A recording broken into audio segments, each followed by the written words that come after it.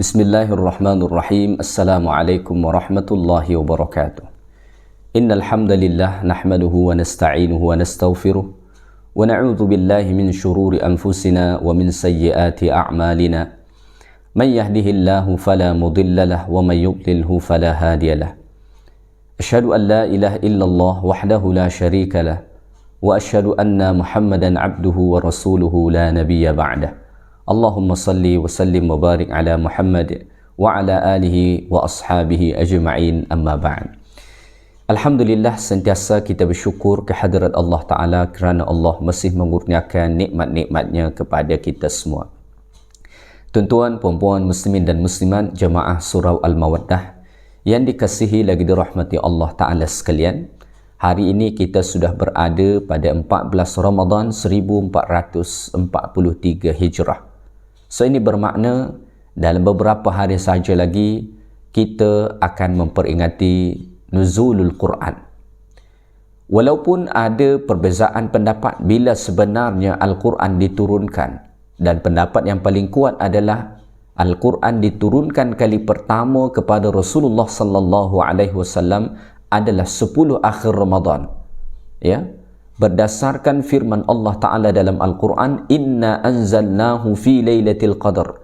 Sesungguhnya Al-Quran diturunkan pada malam Al-Qadar. Dan Nabi alaihi salatu wassalam menyatakan bahawa taharraw laylatal qadri fil ashril awakhir min Ramadan. Carilah malam Al-Qadar itu, kata Nabi, pada 10 akhir Ramadan. Walaupun demikian, sudah menjadi satu kebiasaan bagi kita, dan sebenarnya ini juga pendapat setengah ulama, bahawa Al-Quran diturunkan pada 17 Ramadan. So, oleh kerana itulah sudah menjadi satu tradisi bagi kita memperingati nuzulul Quran pada tiap-tiap 17 Ramadan. So, oleh kerana itu, sempena kita nak menyambut kedatangan nuzulul Quran ni, tajuk kuliah kita pada subuh ni ialah Al-Quran sebagai mukjizat. Tuan-tuan, puan-puan, muslimin dan muslimat yang dikasihi lagi dirahmati Allah Subhanahu wa taala. Al-Quran yang Allah Taala turunkan kepada kita sebagai petunjuk kehidupan adalah kitab yang penuh dengan kemukjizatan. Malah mukjizat terbesar baginda alaihi salatu wassalam adalah Al-Quran. Ramai orang bertanya, apa mukjizat Muhammad sallallahu alaihi wasallam? Setengah mereka malah menuduh bahawa baginda alaihi salatu wasallam tidak punya mukjizat. Kenapa? Kerana mereka compare dengan nabi-nabi sebelumnya. Misalnya Nabi Isa alaihi salatu wasallam mempunyai mukjizat seperti dapat menyembuhkan penyakit, bahkan dapat menghidupkan orang yang mati. Nabi Musa alaihi salatu wassalam mempunyai tongkat, yang mana tongkatnya dapat berubah menjadi ular. Tongkatnya dipukulkan ke batu, mengeluarkan 12 mata air. Tongkatnya dipukulkan ke laut, kemudian laut itu terbelah dua. Lalu ada orang-orang yang mengatakan bahawa Nabi kita alaihi salatu wassalam tak punya mukjizat. Seolah-olah baginda alaihi salatu wassalam lebih rendah kedudukannya berbanding nabi-nabi terdahulu. Ini adalah satu tuduhan yang sangat keliru. Kenapa? Kerana mukjizat terbesar baginda alaihi salatu wassalam itu adalah Al-Quran. Kenapa dikatakan ia sebagai mukjizat terbesar? Kalau tongkat Nabi Musa, mukjizatnya hanya berlaku semasa Nabi Musa masih hidup. Begitu juga dengan Nabi Isa alaihi salatu wassalam, hanya semasa Nabi Isa ada. Selepas mereka tiada, atau selepas Nabi Isa alaihi salam diangkat Allah Ta'ala, maka mukjizat itu sudah tiada lagi. Berbeza dengan Nabi sallallahu alaihi wasallam, Allah Ta'ala beri kemukjizatan terbesar kepada baginda adalah pada Al-Quran. Dan Al-Quran tetap ada walaupun baginda alaihi salatu wassalam telah diwafatkan Allah Ta'ala. Al-Quran akan sentiasa ada. So maknanya mukjizat Nabi sallallahu alaihi wasallam terbesar itu sentiasa ada. Dan Allah menjamin akan menjaganya sampai hari kiamat. Sebagaimana firman Allah, inna nahnu nazzalna dzikra wa inna lahu lahafizun. Sesungguhnya kamilah yang menurunkan az-zikra, iaitulah Al-Quran, dan sesungguhnya kamilah yang akan menjaganya sampai bila-bila, kata Allah Subhanahu wa taala. Tuan-tuan dan puan-puan muslimin dan muslimat yang dikasihi lagi dirahmati Allah taala sekalian. Berbicara tentang mukjizat, maka yang pertama sekali yang kita kena tahu, apakah itu mukjizat? Mukjizat dah biasa kita sebut dalam bahasa Melayu, dan ia sebenarnya diambil daripada bahasa Arab. Ya. So kita kena tahu dahulu apakah itu mukjizat. Mukjizat itu berakar daripada kata ajaza, yang bermaksud melemahkan ataupun ketidakmampuan orang lain untuk menandinginya. Maka bila dikatakan Al-Quran itu sebagai kitab mukjizat, so ia bermakna Al-Quran adalah kitab yang melemahkan semua orang. Artinya tidak ada sesiapa yang mampu untuk menandingi Al-Quran. Dalam definisi yang lain, mukjizat itu disebut sebagai amrun khariqul adah, perkara yang di luar daripada kebiasaan. Maka Al-Quran adalah satu kitab yang luar biasa. Ia bukan kitab yang biasa-biasa. Ia adalah kitab yang sangat luar biasa. Dan ini diketahui oleh mereka-mereka yang mengkaji Al-Quran, yang mendalami Al-Quran. Mereka akan menemukan pelbagai hal yang sangat luar biasa di dalam Al-Quran, yang menunjukkan bahawa ia adalah kitab yang penuh dengan kemukjizatan. Tuan-tuan dan puan-puan muslimin dan muslimat yang dikasihi lagi dirahmati Allah Ta'ala, Al-Quran sebagai kitab mukjizat dibuktikan oleh Al-Quran itu sendiri. Maka satu-satunya kitab yang berani mencabar sesiapa sahaja yang tidak mempercayainya hanya Al-Quran saja. Kalau kita menulis buku, kita tak berani mencabar orang untuk membuat tandingan yang lebih baik daripada buku kita. Kerana pasti akan ada orang yang mampu menulis buku lebih bagus, lebih sempurna, lebih sedikit kekurangan daripada buku yang kita tulis. Tetapi Al-Quran mencabar sesiapa sahaja untuk mendatangkan tandingannya. Kerana Al-Quran memposisikan dirinya sebagai kitab yang sempurna, sebagai kitab yang melemahkan siapa sahaja. Dan inilah yang kita sebut sebagai kitab mukjizat. Maka apabila kita membaca dalam Al-Quran, di sana Allah Ta'ala mencabar mereka-mereka yang tidak percaya kepadanya dengan beberapa peringkat. Peringkat pertama, Al-Quran mencabar orang-orang yang ingkar dengan Al-Quran supaya mendatangkan seumpama Al-Quran, 30 juzuk 114 surah. Allah Subhanahu wa taala berfirman, A'udzu billahi minasyaitonir rajim. Qul la in ijtama'atil insu wal jinnu ala ay ya'tu bimithli hadzal Qur'an la ya'tuna bimithlihi walau kana ba'duhum li ba'din zahira. Kata Allah Ta'ala, katakanlah wahai Muhammad, sekiranya berhimpun seluruh manusia dan jin untuk mendatangkan seumpama Al-Quran ini. So maknanya Al-Quran mencabar mereka, seluruh manusia dan jin, supaya membuat tandingan yang seumpama Al-Quran, 30 juzuk 114 surah. Apa kata Allah? Apa kata Quran?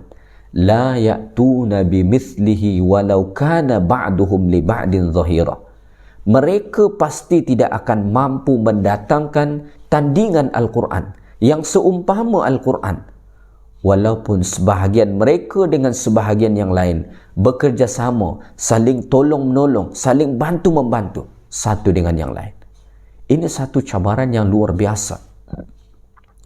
Al-Quran bukan mencabar 1-2 orang, bukan sekadar mencabar 10 orang, 30 orang, 1000 orang, tetapi Al-Quran mencabar al-insu wal jin, seluruh jin dan manusia dicabar oleh Al-Quran. Ini Masya Allah, satu cabaran yang luar biasa. Macam yang saya sebut sebentar tadi, kalau kita menulis buku, biasa apa yang kita tulis dekat buku kita, kita akan menyatakan bahawa apa yang kita tulis itu tidak luput daripada sebarang kekurangan. So kita berharap akan ada orang-orang penerus yang akan menyempurnakan tulisan kita dan lain-lain sebagainya. Mengapa begitu? Kerana kita menyedari bahawa karya kita itu tidak sempurna. Tetapi Al-Quran betul-betul memposisikan dirinya sebagai kitab yang sempurna, sehingga akan ia mencabar orang.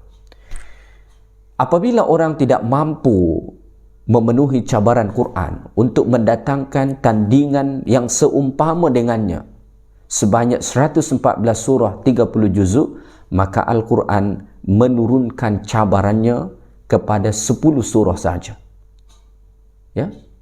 Seolah-olah Allah Ta'ala nak mengatakan macam ni, wahai orang-orang yang ingkar kepada Al-Quran, wahai orang-orang yang tak percaya dengan Al-Quran, kalau kamu tak mampu mendatangkan tandingan Al-Quran yang seumpamanya, okey, aku turunkan cabaran. Kamu tak payah buat tandingan 114 surah 30 juzuk. Cukup kamu datangkan tandingannya 10 surah sahaja. Allah Ta'ala berfirman dalam Al-Quran, Am yaqulu naftarah. Apakah mereka mengatakan Al-Quran itu direka-reka, kitab yang dibuat-buat oleh Nabi Muhammad SAW? Kerana pada masa dahulu, orang-orang musyrik, orang-orang kafir, sentiasa menuduh baginda alaihi salatu wassalam orang yang mereka-reka yang membuat-buat Al-Quran itu. Maka Al-Quran mencabar mereka. Am yaqulu naftarah. Apakah mereka mengatakan bahawa Al-Quran itu adalah kitab yang dibuat-buat oleh Muhammad SAW? Maka kata Allah, Fa'tu bi'ashri suwarim mithlihi muftarayat wada'u man istata'tum min dunillahi in kuntum sadiqin. Kata Allah Ta'ala, kalau kamu kata Quran itu adalah kitab yang dibuat oleh Muhammad, okey, cuba kamu datangkan seumpamanya 10 surah saja. Fa'tu bi'ashri suwarim min mithlihi, ya? Fa'ti bi'ashri suwarim mithlihi. Datangkan 10 surah yang seumpamanya. Muftarayat, kamu reka-rekalah, kamu buat-buatlah. Ya? Kamu buat-buatlah. Kamu karang-karanglah. 10 surah sahaja yang seumpamanya. Boleh tak kamu tandingi? Masya Allah. Dan terbukti tidak ada sesiapa yang dapat menandinginya. Ya, terbukti tidak ada sesiapa yang dapat menandinginya. Malah Allah Ta'ala mengatakan, untuk membuat 10 surah ni jangan kamu buat seorang. Wada'u man istata'tum min dunillahi in kuntum sadiqin. Kamu panggillah siapa-siapa saja yang boleh membantu kamu selain daripada Allah. In kuntum sadiqin, jika memang dakwaan kamu yang mengatakan bahawa Al-Quran adalah kitab yang direka-reka oleh Muhammad sallallahu alaihi wasallam betul. Kalau betullah dakwaan kamu tu, kamu buat je lah tandingan. Kamu dengan Muhammad SAW adalah sama-sama manusia.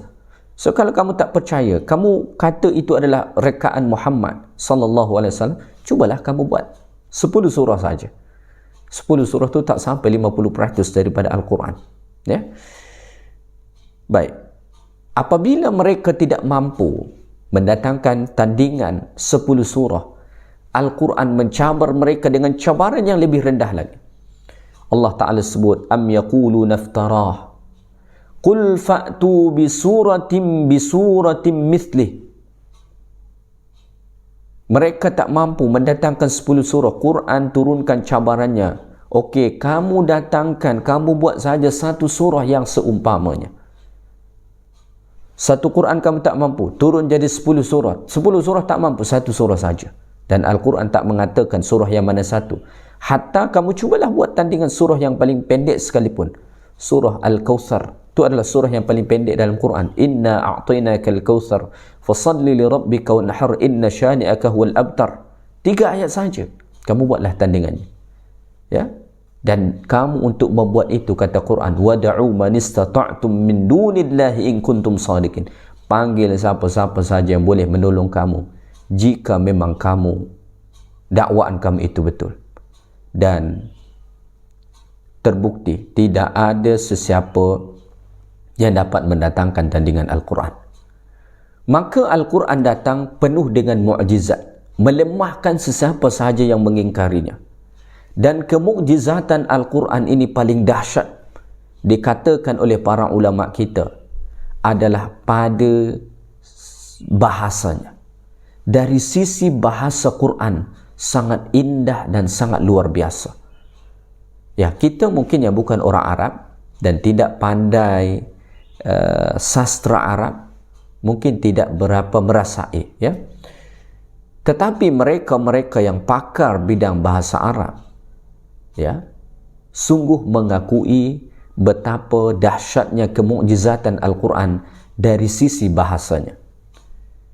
Bukan sahaja orang-orang yang beriman kepada Al-Quran, ya, malah orang-orang yang benci kepada Quran pun mengakui keindahan bahasa Quran, kemukjizatan daripada sisi bahasa Quran. Musuh baginda alaihi salatu wassalam yang sangat jahat dahulu kepada Rasulullah sallallahu alaihi wasallam, iaitulah Walid bin Mughirah. Walid bin Mughirah ni dahulu dekat Mekah adalah orang kaya, punya pengaruh besar.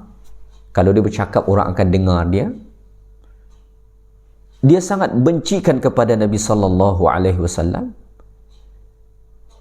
Pelbagai macam keburukan yang menimpa Nabi dekat Mekah, otak yang melakukan itu adalah dia. Idea adalah daripada dia. Begitulah dia benci kepada Rasulullah sallallahu alaihi wasallam. Tetapi dia sendiri mengakui tentang kemukjizatan Al-Quran. Maka sabit disebutkan dalam sirah, dan ini bahagian daripada tafsiran Al-Quran. Walid bin Mughirah mengatakan ketika mana dia diminta oleh orang-orang kafir Quraisy untuk mengatakan Muhammad sallallahu alaihi wasallam itu sebagai nabi palsu, Al-Quran itu adalah kitab palsu yang dikarang-karang oleh Muhammad SAW. Walid bin Mughirah pening nak bagi hujjah apa. Kenapa? Kerana hati Walid bin Mughirah mengetahui bahawa Al-Quran adalah kitab yang sangat luar biasa. So nak menuduh bahawa Al-Quran adalah kitab yang tak betul, itu satu perkara yang berat bagi dia.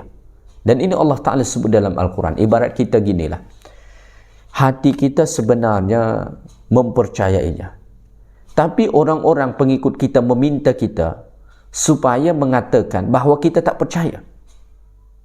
Ya? Ini satu hal yang sangat berat. Kalau dia mengatakan apa yang sebenar dalam hati dia, dia takut akan ditinggal pengikut dia. Kalau dia ucapkan sesuai dengan apa yang dimahukan oleh pengikut dia, maka dia mengingkari isi batin dia. Maka sampai-sampai Allah Ta'ala sebut di dalam Al-Quran, ya, fakkara, sampai dia berfikir sungguh-sungguh macam manalah nak menyampaikan statement ni, ya.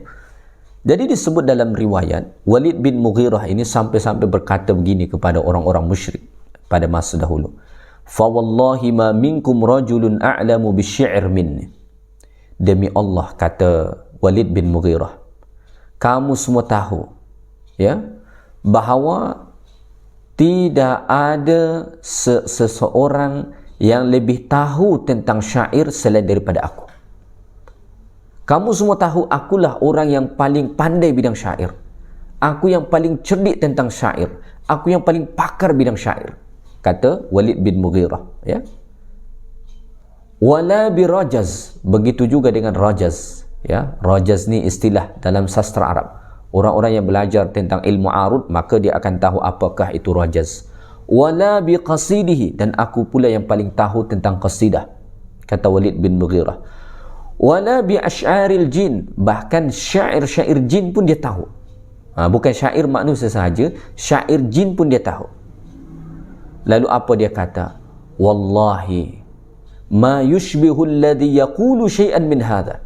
Dia mengatakan, demi Allah, apa yang dibacakan oleh Muhammad itu tidak menyerupai ini semua. tidak menyerupai syair, tidak menyerupai rajaz, tidak menyerupai qasidah, dan tidak menyerupai syair-syair jin. Saya dapat mengatakan ini, kata Walid bin Mughirah, kerana saya yang lebih tahu tentang ini semua. Al-Quran yang dibacakan oleh Muhammad sallallahu alaihi wasallam itu ma yushbihul ladhi yaqulu syai'an min hadha, tidak menyerupai sedikit pun daripada ini semua, kata beliau. So Walid bin Mughirah kemudian berkata, wallahi inna laqawlahu alladhi yaqulu halawah. Beliau mengatakan, sesungguhnya ya, ucapannya yang disampaikan Nabi SAW, maksudnya Al-Quran yang dibacakan oleh Nabi SAW itu adalah halawah, kemanisan, kata beliau. Wa innahu la ya'lu wa la yu'la alaih, dan sesungguhnya Al-Quran yang dibacakan oleh Muhammad itu adalah kitab yang sangat tinggi dan tidak ada yang lebih tinggi di atasnya. Bayangkan tuan-tuan dan puan-puan sekalian, yang mengakui tentang kemukjizatan Al-Quran, khasnya daripada sisi bahasa Al-Quran, ya, bukan sahaja kalangan orang yang beriman dengan Al-Quran, malah orang yang bencikan kepada Al-Quran sahaja mengakuinya. Maka para ulama membahaskan secara panjang lebar tentang kemukjizatan Al-Quran. Ada kemukjizatan dibahaskan, disebut i'jazul lughawi, kemukjizatan Al-Quran daripada sisi bahasa. Ada dibahaskan kemukjizatan Al-Quran daripada sisi pensyariatan. Ada kemukjizatan Al-Quran daripada sisi qasas, kisah-kisahnya. Ada kemukjizatan Al-Quran yang dibahaskan daripada sisi ilmi, sainsnya, ya, dan lain-lain sebagainya. Sangat banyak dibahaskan para ulama, ya. Maka i'jazul lughawi, kemukjizatan Al-Quran daripada sisi bahasa, kita pun sebenarnya dapat merasai, walaupun kita ni tak faham sangat, ya, tetapi kita boleh merasai betapa luar biasa Al-Quran itu daripada sisi bahasa. Misalkan apa? Misalkan Al-Quran itu menyusun kalimah-kalimahnya yang hampir serupa, ya. Kalau kita lihat akhir-akhir daripada setiap ayat itu hampir serupa, sehingga kan apabila kita mendengar kita rasa sedap, ya. Misalkan Allah Ta'ala sebut, hal ataka hadithul ghashiyah wujuhun yawma idhin khashi'ah amilatun nasibah tasla naran hamiyah tusqa min ainin aniyah. Hujung dia tu ta marbutah, ya. Al-qari'atu mal-qari'ah wa ma adraka mal-qari'ah. Jadi orang-orang yang mendengar Al-Quran itu pun, ya, walaupun dia tak faham sangat, dia dapat merasai betapa keindahan bahasa Al-Quran itu, ya. Dia dapat merasai betapa Al-Quran itu bahasanya, kalimah-kalimahnya menyentuh hatinya, padahal dia tak faham, ya. Mereka yang mengkaji kemukjizatan Al-Quran dari sisi bahasa misalkan, menunjukkan kepada kita kemukjizatan yang luar biasa, ya. Saya bagi satu contoh, ya, ini saya ambil daripada buku Profesor Quraisy Shihab, ya, salah seorang pakar tafsir Nusantara, ya. Beliau menuliskan tafsir Al-Misbah 30 juzuk, ya, 30 juzuk Al-Quran, dan beliau tuliskan dengan begitu sempurna, sampai 15 jilid, ya. Di Nusantara pada zaman sekarang ni, satu orang yang mampu menuliskan 30 juzuk tak ramai zaman ni. Yang hidup yang saya tahu hanya beliau pada saat ini. Dahulu ada seperti Buya Hamka dan lain-lain sebagainya, ulama Nusantara yang menuliskan ada, tetapi yang masih hidup saat ini perseorangan yang menuliskan 30 juzuk Al-Quran, tafsir 30 juzuk Al-Quran dengan begitu tebal, ya, 15 jilid beliau tuliskan, setahu saya adalah Profesor Quraisy Shihab, ya. tidak dinafikan ada kontroversi pendapat beliau, itu kita tak nak bahaskan dah dalam kuliah ni ya. Misalkan berkenaan dengan tudung dan sebagainya ya, itu kita tak ketepikan dahulu. Satu buku beliau menuliskan tentang kemu'jizatan Al-Quran, dan di sana beliau menampilkan kajian dari sisi bahasa. Misalnya apa disebutkan dekat sana, beliau menyatakan ya, bagaimana bahasa Al-Quran itu setelah dikaji, dilakukan penyelidikan, ternyata Al-Quran ya mempunyai keseimbangan antara jumlah bilangan kata dengan antonimnya ya. Jadi ni ada satu kata dengan antonim dia ni, lawan kata dia ni, jumlah dia sama. Misalkan kata al-hayah dalam Quran yang bermaksud hidup, itu kan lawan kata dia adalah al-maut, iaitulah mati. Al-hayah antonim dia adalah al-maut, mati. Ternyata selepas dilakukan kajian, dari seluruh ayat Quran yang ada menyebutkan al-hayah dengan al-maut ni jumlah dia sama. Jadi al-hayah yang bermaksud hidup disebut dalam Al-Quran sebanyak 145 kali, dan perkataan al-maut juga disebutkan sebanyak 145 kali ya. Masya Allah, ini satu temuan yang sangat menakjubkan ya. Apa lagi contoh yang lain? Kata an-naf'u yang bermaksud manfaat, antonim dia adalah al-fasad. Al-fasad artinya adalah kerosakan ataupun kemudaratan atau sesuatu yang tidak memberi manfaat lah ya. Itu pun ternyata disebut dengan jumlah yang sama ya. Jadi an-naf'u yang berarti manfaat itu disebut sebanyak 50 kali dalam Al-Quran. Al-fasad sebagai antonim kepada an-naf'u itu disebut juga sebanyak 50 kali di dalam Al-Quran. Jumlah dia sama. Masya Allah ya. Kemudian al-harru yang berarti panas, antonim dia adalah al-barad yang berarti sejuk. Itu disebutkan juga dalam Al-Quran dengan jumlah yang sama, iaitulah disebut sebanyak 4 kali. Jadi al-har yang berarti panas disebut 4 kali, al-barad yang berarti sejuk disebut sebanyak 4 kali ya. Kemudian lagi contoh yang lain, kata as-salihat. As-salihat yang berarti kebajikan ataupun kebaikan, kesalihan, antonim dia adalah as-sayyi'at yang berarti keburukan dan yang semakna dengannya. Itu disebut juga di dalam Al-Quran dengan jumlah yang sama, iaitulah disebut sama-sama 167 kali. As-salihat disebut sebanyak 167 kali, as-sayyi'at juga disebut sebanyak 167 kali. Masya Allah. Dan masih banyak lagi contoh-contoh yang lain yang disebutkan oleh para ulama kita selepas mereka mengkaji dengan teliti kata per kata yang ada di dalam Al-Quran. Ini sesuatu temuan yang sangat menakjubkan ya. Kenapa dikatakan ini menakjubkan? Dan ini menunjukkan betapa Al-Quran adalah kitab yang merupakan mukjizat yang luar biasa.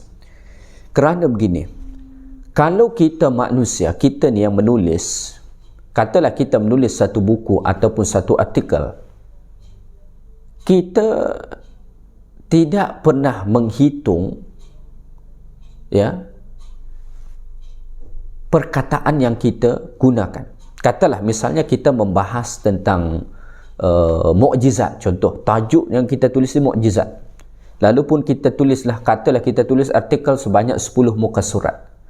Saya ingat kita tidak akan pernah tahu berapa kali kita sebut mukjizat dekat situ, dan berapa kali pula kita sebut antonim daripada mukjizat dekat situ. Saya ingat kita tak pernah terfikir pun untuk menghitung itu, dan kita tidak akan menghitung itu ya. Kenapa? Satu, kita lemah, kita tak terfikir dan sebagainya ya. Sekarang ni kalau kita menulis dekat komputer, kita boleh tahulah berapa perkataan. Itu pun sebab dibantu oleh komputer, bukan kita hitung satu persatu kan. Tetapi kita tidak akan mampu menulis dalam satu karya menampilkan satu kata dengan antonimnya jumlah yang sama, kita tak akan pernah mampu. Al-Quran menampilkan hal yang sebegini kerana Al-Quran adalah kitab yang sangat perfect. Ia adalah kitab yang sempurna. Ia adalah mukjizat, kitab yang mengalahkan semuanya dan tidak ada sesiapa yang dapat menandinginya. Ini salah satu contoh berkenaan tentang kemukjizatan Al-Quran daripada sisi bahasa. Dan masih banyak contoh-contoh yang lain lagi tentang kemukjizatan Al-Quran daripada sisi bahasa. Ya, mungkin saya nak bagi satu contoh lagi. Ya, tentang penyebutan jin dan manusia di dalam Al-Quran. Kalau kita membaca Al-Quran, ada kalanya Allah Ta'ala sebut dahulukan jin baru manusia, dan ada kalanya Allah Ta'ala sebutkan manusia dahulu baru kemudian jin. Kenapa begitu? Kita kena tengok.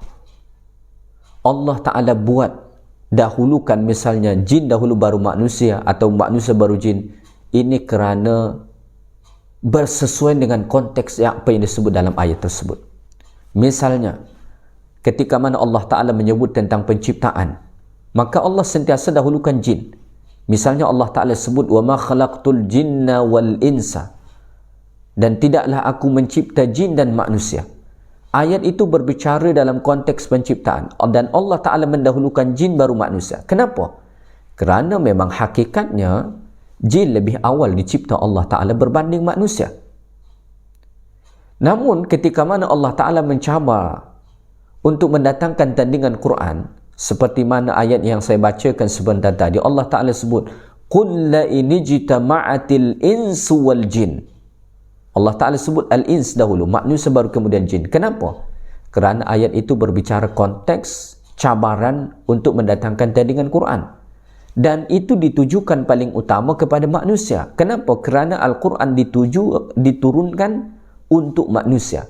Ada jin yang beriman kepada Quran, ada. Tetapi yang utama Quran itu diturunkan untuk manusia. Maka manusialah pada ayat tersebut yang Allah Ta'ala dahulukan baru kemudian jin. Jadi sedetil itulah Al-Quran menyusun kata per katanya. Ini baru kita melihat daripada sisi bahasa. Belum lagi kita melihat misalnya daripada sisi daripada sisi pensyariatan, ya, ataupun mungkin daripada sisi daripada sisi kisah-kisahnya dan sebagainya, ya. Maka Al-Quran menampilkan kemukjizatan yang luar biasa. Mungkin saya nak bagi dalam satu dua contoh lagi, ya, antara kemukjizatan yang sangat luar biasa di dalam Al-Quran, ya. Hari ini kalau orang pergi ke Mesir, mereka akan pergi melihat jasad Firaun, ya, jasad Firaun. Apabila kita membaca Al-Quran, ya, apabila kita membaca Al-Quran, di dalam Al-Quran ternyata Allah Ta'ala dah menyebutkan bahawa Allah Subhanahu Wa Ta'ala akan selamatkan jasad Fir'aun ni yang tenggelam di Laut Merah tu, akan diselamatkan Allah Ta'ala, dan Allah Ta'ala akan jadikan ia sebagai pengajaran ataupun sebagai tanda kebesaran Allah Ta'ala kepada orang-orang yang datang kemudian. Maka Allah Ta'ala sebut dalam surah Yunus ayat 92, ya, kata Allah Ta'ala, فَالْيَوْمَ نُنَجِّيكَ بِبَدَنِكَ لِتَكُونَ لِمَنْ خَلْفَكَ آيَةً وَإِنَّ كَثِيرًا مِنَ النَّاسِ عَنْ آيَاتِنَا لَغَافِلُونَ. Ya, kata Allah Ta'ala, dan pada hari ini, ya, kami selamatkan kamu, kami selamatkan badan kamu, ya. Allah Ta'ala sebut kami selamatkan badan kamu kerana dia dah mati, roh dah tak ada, badan tu saja yang Allah Ta'ala selamatkan daripada Laut Merah di mana dia tenggelam. Litakuna liman khalfaka ayah, supaya menjadi satu pengajaran kepada orang-orang yang datang kemudian, ya. Dan Masya Allah, ya, pada akhirnya jasad Fir'aun ini ditemukan, disimpan sehinggakan ke sekarang, ya, dan ia menjadi pengajaran, jadi pelajaran bagi orang-orang yang hidup pada hari ini supaya tidak mencontohinya. Ya. Ada banyak lagi seperti kisah kaum Ad, kaum Samud yang Allah Ta'ala sebut di dalam Al-Quran. Ketika mana orang-orang pakar arkeologi mencari, menggali, ternyata disebutkan dalam kajian ditemukan jejak-jejak peninggalan kaum Ad, kaum Samud dahulu. Ya. Maka di sebelah Yaman ada ditemukan peninggalan mereka, umat Nabi Hud alaihi salatu wassalam. Ya. Begitu juga dengan yang lain-lain, sangat-sangat banyak. Malah dengan teori-teori yang seperti misalnya sekarang ni ada dikenal seperti teori Big Bang segala macam, ya. Sebenarnya kalau kita melihat kepada Al-Quran, ya, maka di sana ada disebutkan ayat-ayat yang seumpama itu, ya. Yang menarik lagi, ya, termasuk ini daripada sisi saintifik, ya. Al-Quran menyebut di dalam Al-Quran itu matahari itu sebagai diya'a, ya. Al-Quran sebut matahari itu sebagai diya'a, diya', ya. Kata Allah Ta'ala dalam Quran, huwallazi ja'ala asy-syamsa diya'a wal qamara nura. Dan dialah Allah Ta'ala yang menjadikan matahari itu diya', bercahaya, wal qamaru nura, sedangkan untuk bulan itu nur. Apa beza dia dengan nur? Kalau nur, ya, nur itu artinya adalah pantulan cahaya, ya, ataupun boleh kita katakan nur itu adalah sinar pantulan, bukan sumber. Kalau dia, ia adalah sumber cahaya. Dan memang terbukti, kajian menyatakan bahawa cahaya bulan atau sinar yang dikeluarkan oleh bulan itu adalah sebenarnya sinar daripada matahari. So mataharilah yang disebut sebagai dia oleh Allah Subhanahu wa taala, ya, ataupun disebut dalam ayat yang lain sebagai buruja, ya. Allah Taala sebut siraja, ya. Allah Ta'ala sebut wa ja'ala fiha siraja, ya, wa qamaran munira, ya. Jadi ini sesuai dengan kajian saintifik bahawa cahaya bulan itu adalah cahaya yang bersumber daripada matahari. Sebab itu disebut munira ataupun nura. Bukan berarti sumber cahaya, tetapi pantulan ataupun sinar pantulan daripada matahari. Dan masih sangat banyak bukti-bukti yang lain yang boleh kita temukan. Tuan-tuan dan puan-puan tentu boleh membacanya dalam buku ataupun melihat jurnal-jurnal yang telah dipublish kajian-kajian tentang kemukjizatan Al-Quran yang sangat banyak dalam bidang perubatan, dalam bidang saintifik, dalam macam-macam. Semua banyak ditemukan kemukjizatan Al-Quran yang sangat-sangat luar biasa, ya. Namun demikian, ingin saya nak sampaikan kepada kita semua, ya, bahawa kita tidak boleh terlena dengan sekadar mengetahui kemukjizatan Al-Quran. Kita mengetahui kemukjizatan Al-Quran tentu supaya kita lebih percaya dengan Al-Quran, lebih beriman kepada Al-Quran, ya, lebih dekat lagi dengan Al-Quran. Maka oleh kerana itulah kita mesti tunaikan hak-hak Al-Quran, ya. Syekh Muhammad Salih Al-Munajjid mengatakan ada 7 hak Al-Quran yang kita kena tunaikan, ya. Yang pertama adalah tilawatuhu haqqa tilawatih, ya, membacanya. Maka hak pertama yang kita kena tunaikan terhadap Al-Quran adalah baca. Kita jangan sekadar takjub dengan kemukjizatan Al-Quran, tunaikan hak dia.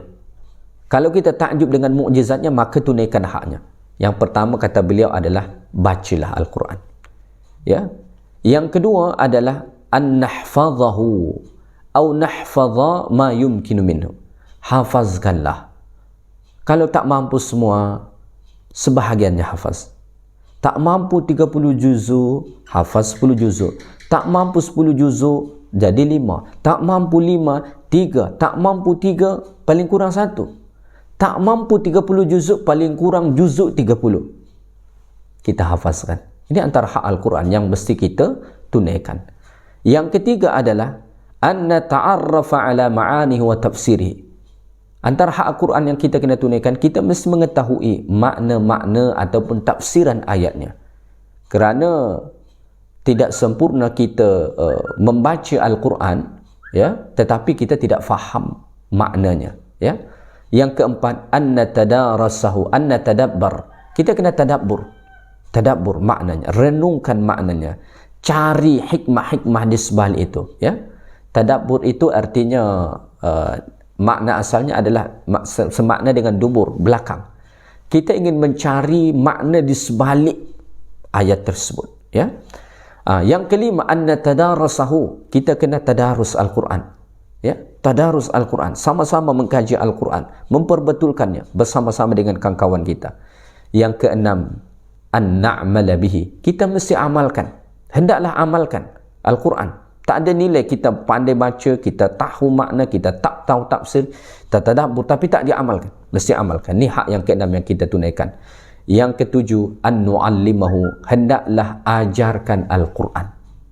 Ya, ajarkan Al-Quran. Kita tak mampu mengajarkan Al-Quran kepada orang yang banyak, paling kurang kepada ahli keluarga kita. Nabi mengatakan, khairukum man ta'allama Al-Quran wa 'allamahu. Sebaik-baik kamu orang yang belajar Quran dan yang mengajarkan Al-Quran. Tuan-tuan dan puan-puan muslimin dan muslimat yang dikasihi lagi dirahmati Allah Ta'ala sekalian, saya ingat sekadar tu sahaja kuliah kita pada subuh ini. Moga-moga bermanfaat untuk kita semua. Kita dapat lagi lebih mengagumi Al-Quran, lebih takjub dengan Al-Quran, lebih cinta dengan Al-Quran, lebih dekat lagi dengan Al-Quran, khasnya pada bulan Ramadan ini sebagai syahrul Quran. Dan mudah-mudahan begitulah keadaan kita seterusnya pada bulan-bulan yang lain, sampailah kita meninggalkan alam dunia ini. Yang baik daripada Allah, segala yang kurang daripada saya. Subhanakallahumma bihamdika asyhadu an la ilaha illa anta astaghfiruka wa atubu ilaik. Wa sallallahu wasallama ala nabiyyina Muhammad walhamdulillahi rabbil alamin. Assalamualaikum warahmatullahi wabarakatuh.